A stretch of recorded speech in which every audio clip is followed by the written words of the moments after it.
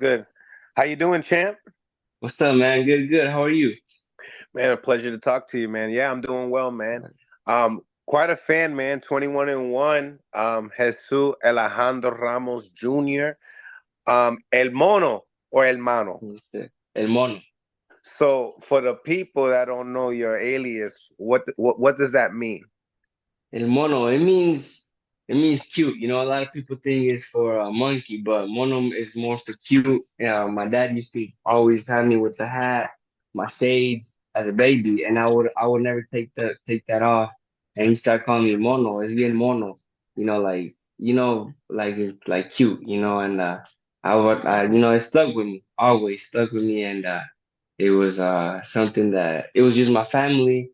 Then we opened up a gym, and then little friends from school were coming to my gym, and they started bringing me to school, man. And then all of a sudden, nobody knows my name, and they just know me by Mono. So just stuck with me. Yeah, because I'm Boricua, and when my grandmother used to say El Mono, it definitely meant monkey. Like if we seen like a monkey, if we went on Yeah, vacation or something like that. But man, that's what's up, man. You got a big fight coming up, man, on Morel and Benavides, and you're fighting former champion Jason Rosario El Banana. He's obviously got four losses. All of them are by KO. Do you feel like you need to do the same? Because obviously he got KO'd by Erickson Lubin. That was your former opponent. And yeah. then, he's also gotten KO'd by, Mendoza, somebody that you KO'd. Do you feel like you have the need to make sure that that comes in fruition? 100%, man. That is something that is on my shoulders, that I have to carry. You know, I gotta go out there and knock him out, and it's something that I'm working on every day, constantly in the gym. That's in the back of my mind that we need that knockout. And not only because his four fights are where he's been knocked out, but just for myself, man, to make that statement to show, that I'm not here to play. I know he's a former world champion, and I know that he's fought great fighters, but I want to take that next step. I want to go back to where I was. When I fought Lubin. I want to fight the best fighters in the division, and I don't need any tune-ups or soft touches. I want to be up there, man, fighting the best of the best. Signed to PBC, correct? Correct. Basically one of the top prospects coming in with an 80% KO ratio. Your last fight, you suffered a loss from Erickson Lubin. Lots of people thought it went your way. What's your thoughts? I thought the same thing. I thought I did enough to pull it off. It wasn't my best performance, and it wasn't what I don't feel like I feel like I should have done a lot more. And I feel like I in a rematch I would definitely prove something. I would definitely go out there and prove myself. But there's nothing I can do. We can't cry over spilled milk. It's just something I took on the chin. It's something that I learned to live with, and I've gotten better ever since. I've matured in many ways, man, and it's something that to me it was a blessing in disguise. There was I feel like that happening to me has changed a lot of things in my life, and I'm just excited to prove that. Awesome, awesome. You're one of my favorite young fighters today. Obviously, one of my other favorite young fighters is Xander Zayas. Is that the big Mexican and Puerto Rican rivalry fight down the line? That's going to be, man. Yeah, it is going to be one of the biggest fights. Um, I feel like everyone has had, that opponent. Mayweather had Pacquiao. Chavez had Camacho. That was a great fight as well. Cotto, Margarito. So those are fights that are gonna happen. And I feel like Sayas, it's only a matter of time. Um, our belts are over here. The 154 belts are at PBC, so he's gonna have to come over here, and that's definitely a fight we're gonna make for sure, and I'm excited about that. I think he's a great fighter as well, and that makes me excited, because that means I got to be on my A game as well to beat Shoot, that gets me excited. I'm not gonna lie. But him. going back to Jason Rosario, listening to the press conference, he said that this is like a make or break for him. You know what I mean? He believes that if he loses here, he's going to be in the bottom of the totem pole. This is the biggest fight of his career to this date, he says. What does this fight mean to you? To me, it means a perfect opportunity to make a statement. Like I said, to show that I'm not here. I'm not here for fights kind of like this, where he's kind of like you said, he's got his back against the wall. He's on his way out. I want to be in there with young, hungry fighters that want to make it to the next step, that are going to bring the best out of me. But Rosario, he's got his back against the wall, man. Like you said, this is a do or die for him. He's coming. I'm expecting the best Jason Rosario on February 1st because of that. Because it's do or die. It's either that or this might be the last opportunity he gets to be on such a big card. And I'm keeping that in the back of my mind, and I'm training hard for it because even in my career, I can't, right now where I'm at, there is no room for bad performances. So I'm looking to show out. I'm looking to go out there and show out and show my talent. And that's the goal in mind that I have. Right, right. You got to try to steal the show on February 1st. Yes, sir. That is the goal. Steal the show with we'll see, but man, I'm looking for a knockout. Looking at your division, um, tell me who besides not looking past Jason Rosario, which you did say you're gonna knock him out. Because that's you believe that's there's no less that you can do. You have an 80% KO ratio. Like you said, Erickson Lubin knocked him out. You got to knock him out. But in the same time, Jesus, like, what does Jason Rosario do good in the ring that can complicate things? He's got power, man. He's got power. He's heavy-handed. He actually hurt Lupin in their fight, and he's got all these knockouts, man. He knocked out Julian Williams, another great fighter. So he's got power, and that is something that's dangerous, And I think he's got that power that it'll last, all the whole fight, all 10, 12 rounds, whatever he has to go, so that's a dangerous guy. You always got to be on your A game, and I think that's something that I have to really watch out for.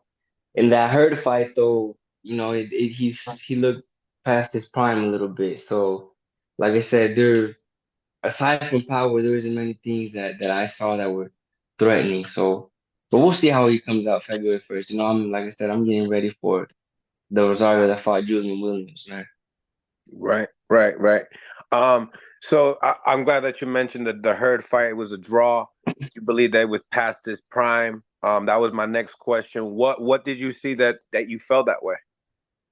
He looked a little slower. He looked older. He 29? looked he's 39, but he looked older than that, man. He looked like he's been in, some wars, man. So he looked like that, and it's just, I mean, he's been in some tough fights, man. It's a career where he was when he's fighting tough fighters, and that'll I mean, I don't want to use this word, but I mean, some fighters get you what they call shot. They're shot, and that's the kind of fight, that's the kind of vibe he gave me in that fight.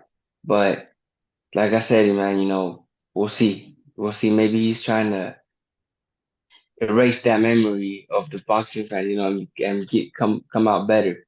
That performance he wants to piggyback and look better off on this fight. So, like I said, I can only do my best and prepare for the best Jason Rosario there is. Erickson Lubin gets him out of there in the sixth. Jamel Charlo gets him out of there in the eighth. Mendoza gets him out of there in the fifth. What round do you get him out of there? Man, I hadn't even looked at that. Well, Uh, now it's got to be the fourth, man. It's got to be earlier than the fourth because Mendoza did it in the fifth, so we got to do it earlier in the fourth, man. Nice, That's nice, the nice. goal. I like it. I like your energy. All right then. So, we got a big fight coming up, February 22nd, and it's in your weight class, and I definitely had some thoughts on it. What's your thoughts on Virgil Ortiz and Madrimov? That's gonna be a great fight, man. That's gonna be a great fight. It's gonna be complicated for Burtal, man. I mean, Madrimov, he looked really good against Crawford. He looked very tricky, very awkward. So I'm excited to see how Virgil deals with that style, man. Because and he went to war with Bohachek. You know, that was a war, man. It was a high pace fight. But I don't feel like Madrimov is gonna give him that high pace. You know, I think he's gonna try to box a little more. So it'll be exciting, man. I think it's gonna maybe answer a lot of questions about Virgil's ability to fight a boxer, or maybe even potentially we'll have more questions about that. So I'm excited for that fight. I think it's a good fight, and we'll see, man. We'll see how that plays out. You have a favorite? I think Madrimov pulls it off, man. I think he's gonna outbox him. I really do. That Does I've he shared the ring. jerky? Yeah, I've shared the ring with Crawford, man, and they, he kept up with that pace. He kept up with that thinking, man. It's not easy. That's not easy. I've been in there with Crawford. We sparred, and that's tough, man. He's sharp. His mind is always sharp. Even he doesn't have to throw. He's got you working. You're thinking. You're thinking the whole time you're in there with him. So those are things that like he kept that up in a real fight for 12 rounds, man. He's got my respect, man. So I think he's gonna. I think he might pull it off, man. I think he might upset Virgil. Mm. Now you said that you sparred Crawford. What other elite fighters have you sparred and been able to share the ring with? I've been in there with Troy Isley. I've been in there with Erislandy Lara. I've been in there with a lot of great guys, man. Back when Terrell Williams was fighting, I was in there with them. Adam Lopez when I was younger. A lot of guys, man. Just a lot of fighters. In that Crawford camp, I was in there with Robert Brandt, with Steven Nelson. Just different fighters, man. I even shared the ring with Jamal Herring.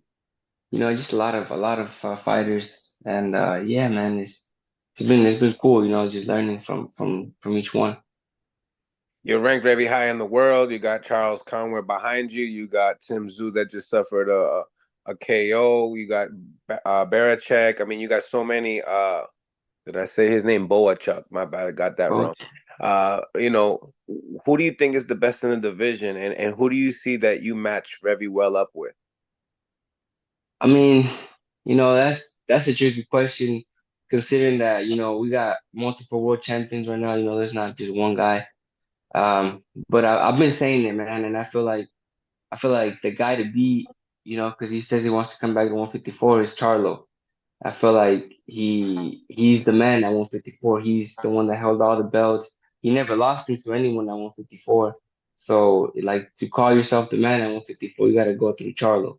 And I feel like if he comes back to 154, that'd be the guy to beat. But, right now, from those three world champions that we have right now in this weight class, I feel like Crawford. I feel like he's the most accomplished one.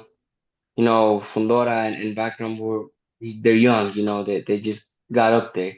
Crawford's been doing this, man. He's at 147, 140, he's been there, 135. So he's the most experienced guy, and I feel like, you know, he's one of the top guys at 154.